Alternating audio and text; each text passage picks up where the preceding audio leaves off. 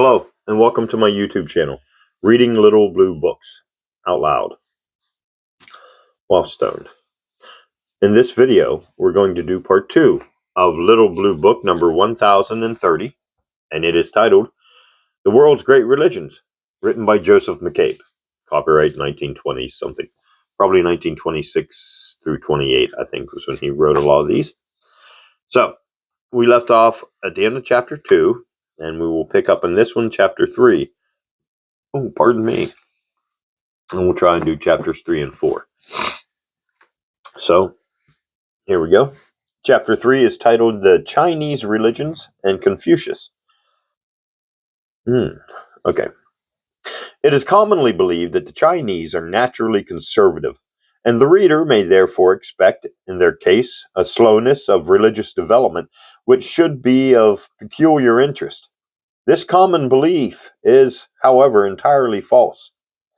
It is merely the geographical isolation of the country that has so long preserved it from change, and the modern linking up of the globe is entirely altering the conditions. But there is one very primitive feature in China, and it has had the peculiar effect of keeping the mass of the people in a state of dense superstition. While the scholars of China reached the last term of religious evolution, which is agnosticism, ages before any other body of educated people in the world. The Chinese language is unique. It has no letters of the alphabet. Each word is a separate character, and in order to read a book discussing abstract questions, one has to spend many years learning the tens of thousands of characters. Hence, the bulk of the race was condemned by the nature of its own language to remain profoundly ignorant. Within the last few years, however, I love how we have given China an alphabet. Pretty presumptuous. And a man can now learn to read in a few weeks. For this reason, also, we may expect great changes, and not least in regard to religion. That the Chinese will ever embrace Christianity, which Europe and America are discarding, boy, I wish we had, no serious person can expect. Boy, that prediction didn't go over very well, did it? All right. It is more likely that the Confucianism, modernized, of the educated classes will prevail, and Confucianism is not a religion, as it is often said to be, but an agnostic moral culture. The Asiatic mind, which we think so conservative, reached the goal of religious evolution, both in China and India, 2,000 years before we Europeans began to approach it. There are some reasons for thinking that the early culture of the Chinese was imparted from the west of Asia. The founders show some points of contrast with the founders of Babylonian civilization. However that may be, we find civilization appearing there not 20,000 years ago, as the Chinese annals claim, but about 2700 BC. The earlier religion is, no doubt, illustrated in the beliefs and practices of some of the simpler Mongolian tribes, which linger at a low stage of culture round or within the frontiers of China.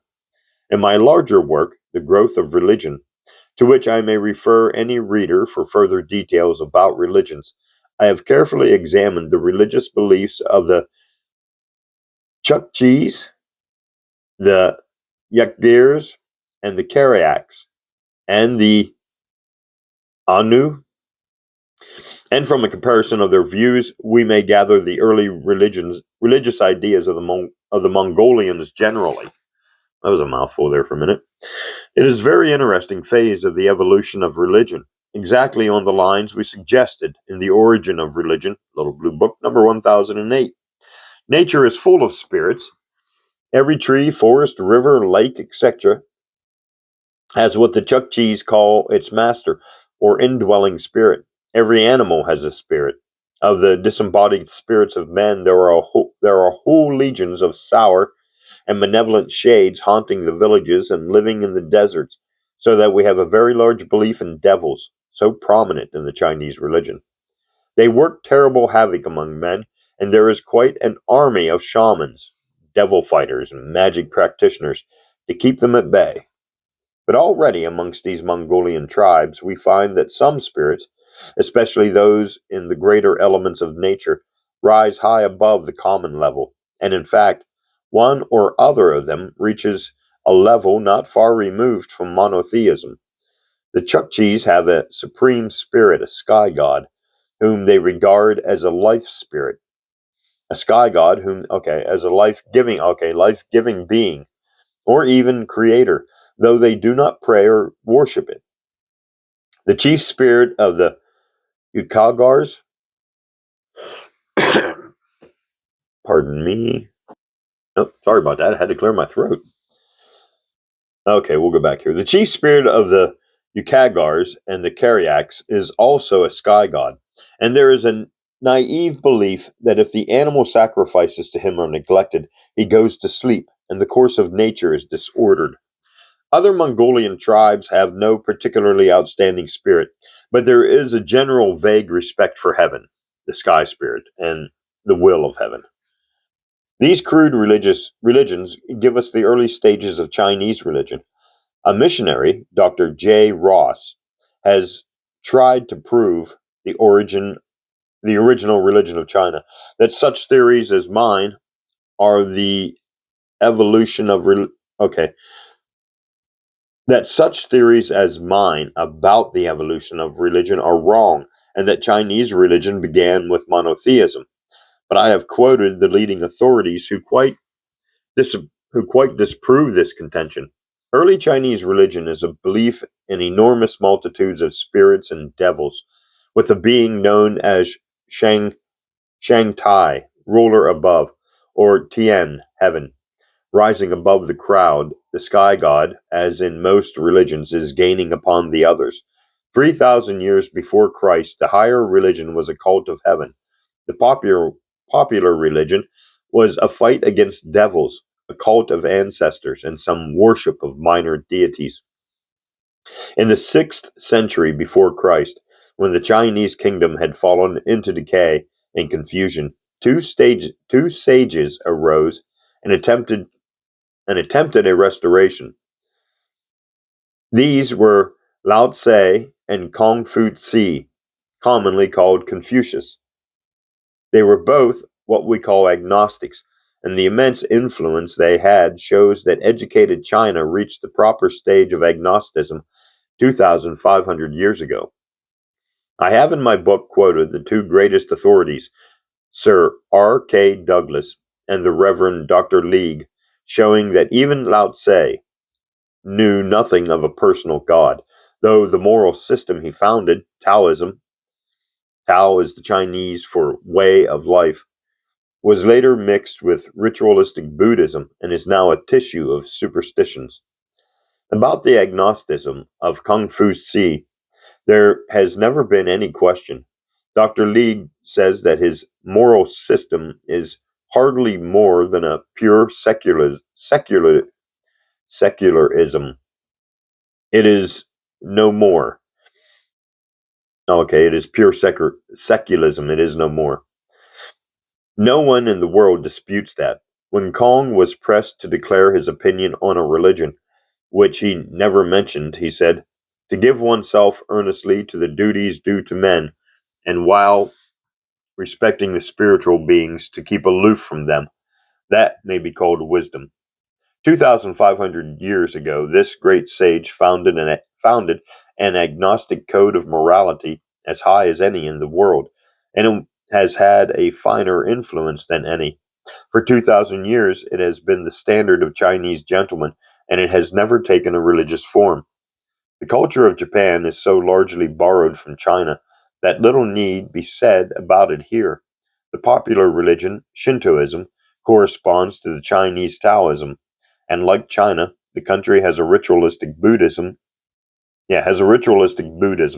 Shintoism is said by the people to have 8 million gods.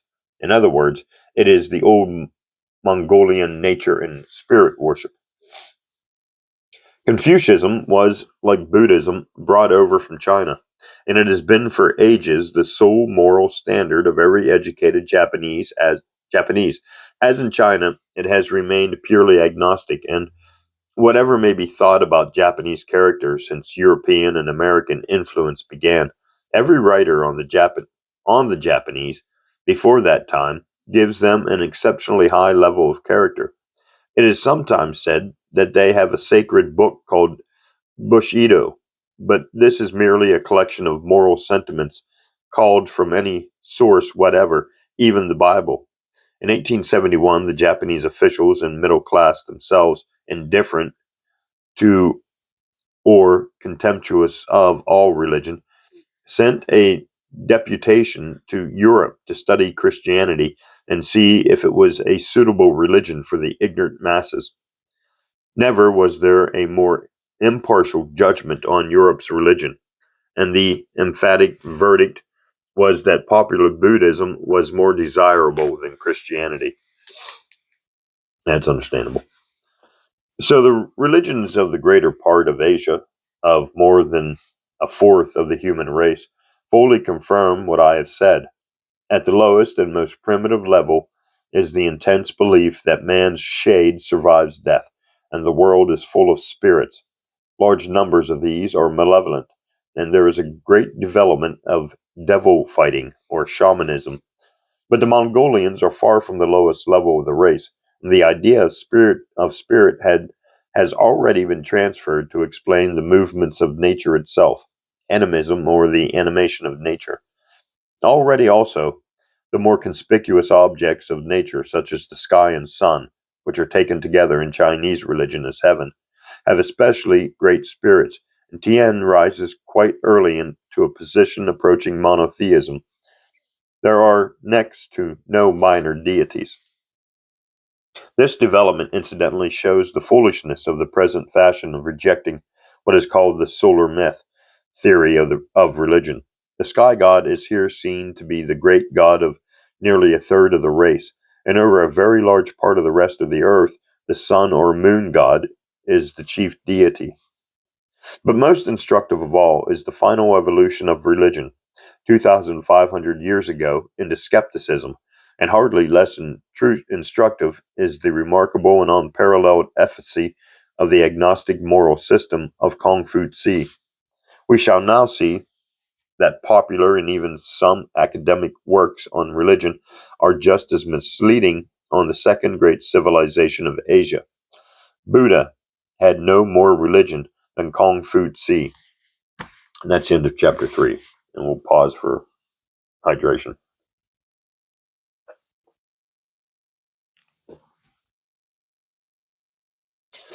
Chapter 4. Buddha and the Religions of India.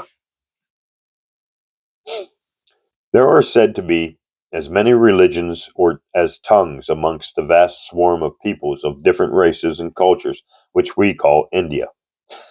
They range from the simple cult of pastoral hill tribes like the Todas to the fanatical worship of Siva, the advanced ideas of the more learned of the Hindus, and the elaborate creed and ritual of the Mohammedans. Every stage in the evolution of religions is found somewhere in the teeming plains or the isolated hills.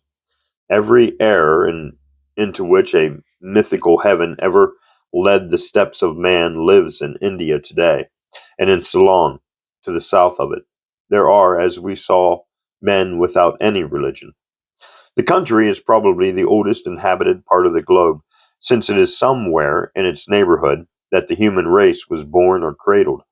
But our interest in it begins when the ancestors of the Hindus of today descended the slopes of the northwestern mountains and settled amongst the more primitive inhabitants.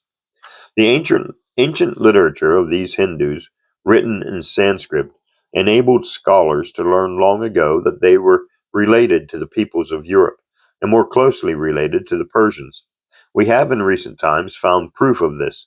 We have the terms of a treaty drawn up more than 3,300 years ago, in which the names of Hindu and Persian divinities occur as those of a still united people.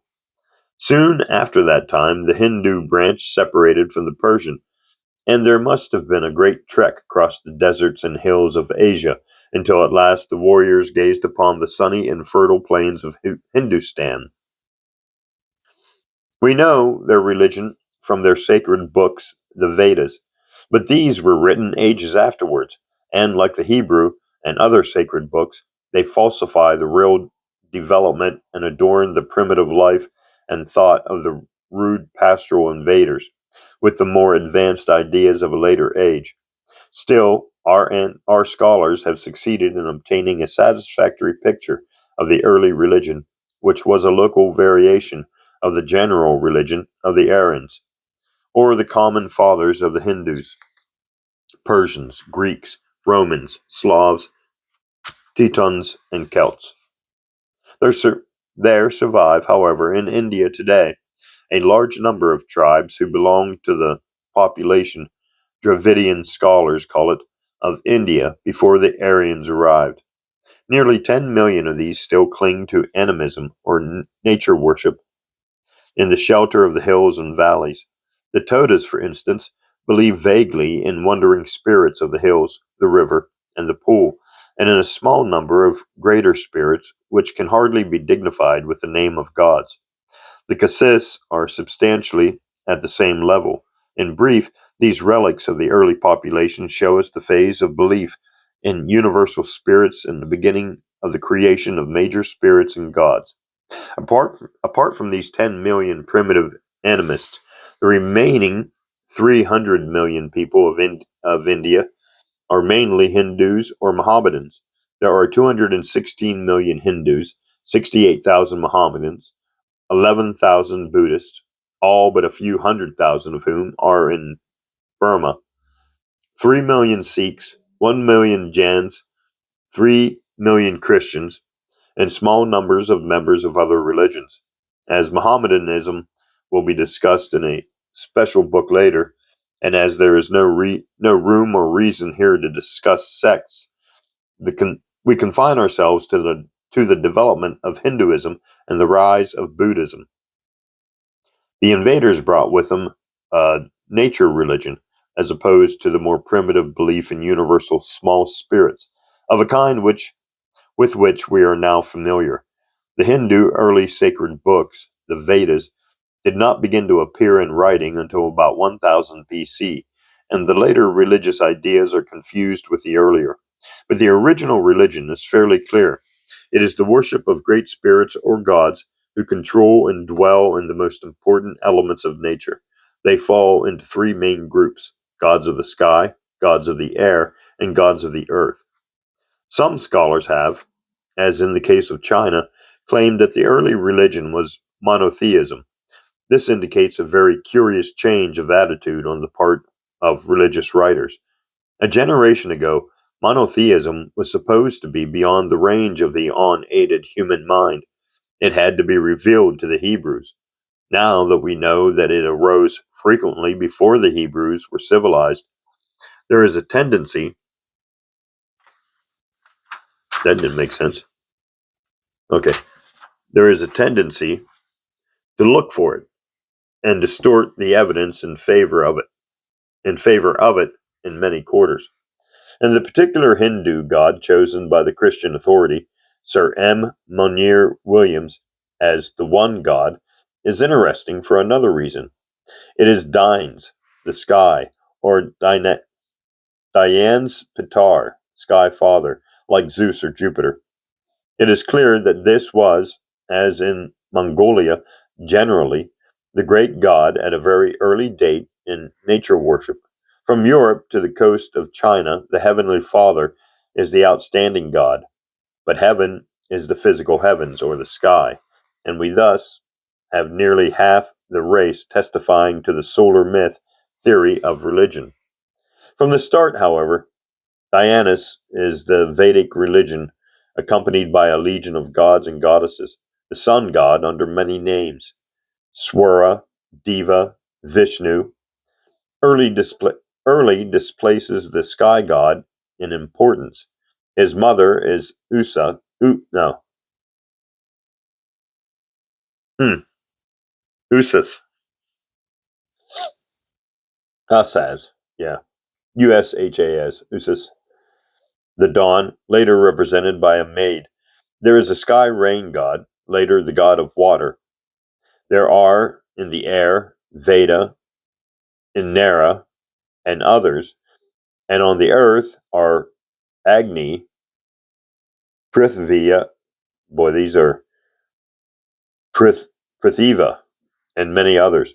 We need not give the whole list. Thank God I'd never be able to pronounce them. The early Hindus, a branch of one of the higher races of 3,000 years ago, had risen above the primitive level of the deification of the great elements of nature. 7 centuries before Christ, the priest of the Hindu religion, which was now elaborately organized and had great temples and rituals, entered upon a phase of speculation or metaphysics of a crude nature, though ladies pay $5 to $10 to hear it rehashed in Chicago and Los Angeles today. I have no idea what that's a reference to. Apparently, it's a stab of the 1920s.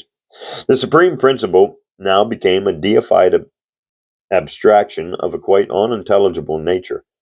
All description of it is mere verbiage, called by them Brahma. That doesn't make sense. While the priests called themselves Brahmins. The modern development of this Brahmanism, one of the weirdest word weaving systems of the world, is the religion of the educated Hindus today. And it is the commodity sold at the highest profit in American markets as the wisdom of the East.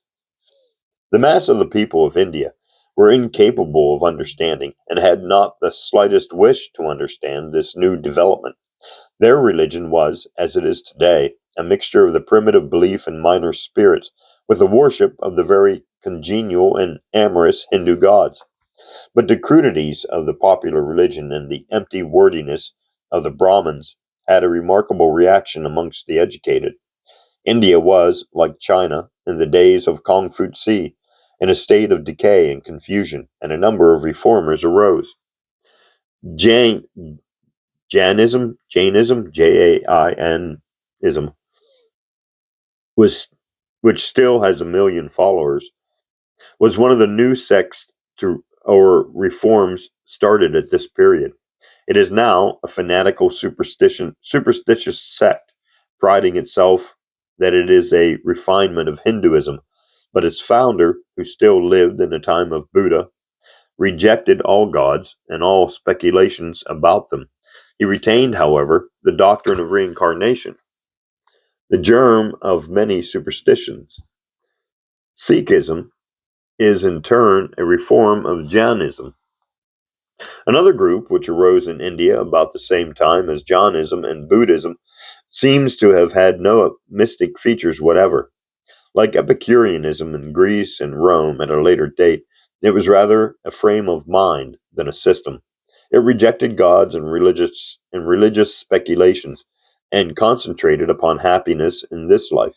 One might call it ordinary common sense agnosticism.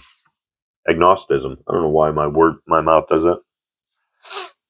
And this is, in a far different way, was the simple aim of one who is almost always described as one of the religious geniuses of the race and the founder of one of the greatest religions, Buddha, or Gautama, his real name, was the son of a chief or small prince born about 560 BC. His life does not concern us. Briefly, he renounced his position, became a wandering teacher of the proper way to live, and gathered disciples about him. But instead of founding a religion, he precisely aimed at diverting men from everything that was then called, and most men still call, religion. Like Confucius, Buddha distrusted and rejected all speculation about gods. His complete silence about gods. Was there ever a great religious teacher who never mentioned God yet believed in him? And his advice to his disciples to avoid all such speculation are universally admitted, but these writers naturally shrink from admitting that one of the greatest religious founders was an atheist or agnostic, that one of the most lofty systems of ethics was purely humanitarian. Yet the significance of his silence is in such an age is plain enough. Buddha was like Confucius, a purely humanitarian and agnostic moralist. Professor MacDonald, professor of Sanskrit at Oxford University, one of the latest and highest authorities, says that Buddha denied the existence both of a world soul and an individual soul. Hastings Encyclopedia of Religion and Ethics article, Indian Buddhism. Professor Rhys Davids, perhaps the highest authority, agrees and draws the conclusion that Buddha was an atheist. Some writers say that Buddha continued to believe in reincarnation, one of the mischievous superstitions which the Brahmins had put into circulation. It is disputed by others, and for the life of me, I cannot understand how Professor MacDonald makes Buddha deny the existence of a soul, yet believes in reincarnation. A vast amount of nonsense has been written about Buddhism in the interest of religion. Buddha's doctrine was purely humanitarian. Professor MacDonald says that its essence is that all earthly existence is suffering, the only means of release from which is reincarnation and eternal death. Oh no, it's reunification? Reunification. Reunification and eternal death. But he gives us another and more attractive side of the aesthetic teaching of Buddha when he says that it was rather a religion of humanity, if one can admit such a thing, and a system of practical morality, the keynote of which is universal charity, kindness to all beings, animals as well as men. The aestheticism and pessimism of Buddha are explained by the terrible confusion and disorder of his age, the immaturity of the mind of the race. But his doctrine of universal human love, 5 centuries before Christ, is the highest note of ethics, and his rejection of all religion now explains to the reader what may have started him at first. My statement that all educated Asia reached the final goal of religious evolution, agnosticism, 2,000 years before Europe. Buddhism unfortunately degraded, and it now has few followers in India proper. That is the end of chapter 4, and the end of part 2 of Little Blue Book number 1030, titled The World's Great Religions, written by Joseph McCabe. Thanks for listening, and join me in part 3.